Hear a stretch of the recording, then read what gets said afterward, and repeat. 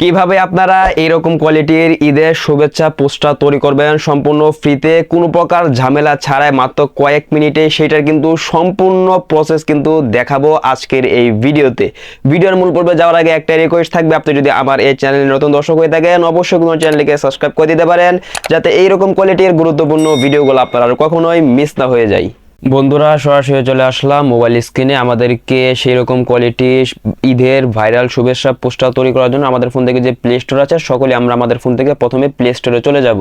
আমরা আমাদের ফোন থেকে প্লে স্টোরে এসে নিজের সার্চ অপশন আছে এর মধ্যে ক্লিক করে এবার এখানে আমরা সকলে লিখে দিব ঈদ মোবারক পোস্টার। লেখাটা আমি স্ক্রিনে দিয়ে দিচ্ছি, সকলে এটা লিখে সার্চ করে দিবেন। বন্ধুরা, তাহলে কিন্তু আমাদের সামনে কিন্তু এরকম একটা অ্যাপ চলে আসবে। আমি আপনাদেরকে লোগোটা ভালো করে দেখাচ্ছি। অবশ্যই এই যে দেখেন বড়টা লোগোটা খেয়াল করেন। এই লোগোটা দেখে প্রথমে আপনাদের ফোনে অ্যাপটি ইনস্টল করে নেবেন। আমার যেহেতু আগে থেকে ইনস্টল করা আছে তাই এখান থেকে আমি সরাসরি ওপেনের মধ্যে ক্লিক করে দিচ্ছি।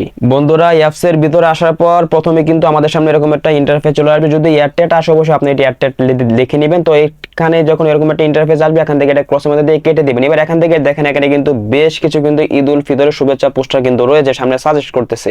আপনারা যদি এই পোস্টারগুলো যদি এখানে না পান এখান থেকে আপনারা এইভাবে স্ক্রল করে এখান থেকে ঈদ উল ফিতরটা খুঁজে বের করবেন। আমার যেহেতু ঈদ উল ফিতর দেখেন সবার উপরে আছে, তো এখান থেকে ঈদ উল ফিতরটা আমি সিলেক্ট করে দিচ্ছি। যদি এয়ারটেল আসে আপনারা দেখে নেবেন। যেহেতু আমরা এটা ফ্রিতে ইউজ করতেছি তাই এয়ারটেল কিছু আসতে পারে, তো আপনারা দেখবেন। তো দেখার পর আপনারা এখান থেকে অনেক স্টাইলে কিন্তু ঈদ উল ফিতরের শুভেচ্ছা পোস্টার কিন্তু পেয়ে যাবেন। তো এখান থেকে আপনাদের যে পোস্টারটা পছন্দ হবে, আপনারা যে পোস্টারের মধ্যে আপনার নিজের ইমেজ ব্যবহার করতে চাচ্ছেন এখান থেকে সেই পোস্টারের মধ্যে সকলে ক্লিক করে দিবেন।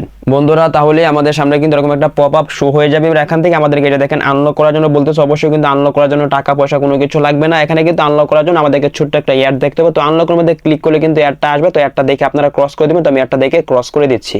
বন্ধুরা, আমার কিন্তু অ্যাড দেখার পর কিন্তু দেখেন সাকসেসফুল কিন্তু হয়ে গিয়েছে। তো আপনাদের যখন অ্যাডটা দেখবেন তখন কিন্তু দেখবেন এই যে দেখেন ওপেন অপশনে কিন্তু চলে আসবে আনলকের জায়গায়। তো এখান থেকে আপনারা সকলে ওপেন নাওয়ার মধ্যে ক্লিক করে দিবেন। বন্ধুরা, তাহলে কিন্তু আপনাদের সামনে কিন্তু এরকম একটা ইন্টারফেস চলে আসবে। এখান থেকে প্রথমে কিন্তু গ্যালারিটা শো করবে। এখান থেকে সরাসরি গ্যালারির মধ্যে ক্লিক করলে কিন্তু আপনাদের সামনে কিন্তু আপনাদের এই যে গ্যালারি অপশন চলে আসবে। এখান থেকে গ্যালারির মধ্যে ক্লিক করলে কিন্তু আপনাদের গ্যালারিটা কিন্তু চলে আসবে। এখান থেকে আপনারা যেই ইমেজটা আপনারা এই এই পোস্টারের মধ্যে ব্যবহার করতে চাচ্ছেন সকলে সেই ইমেজটার মধ্যে ক্লিক করে এখান থেকে দেখবেন ক্লিক করলে কিন্তু এভাবে কিন্তু চলে আসবে।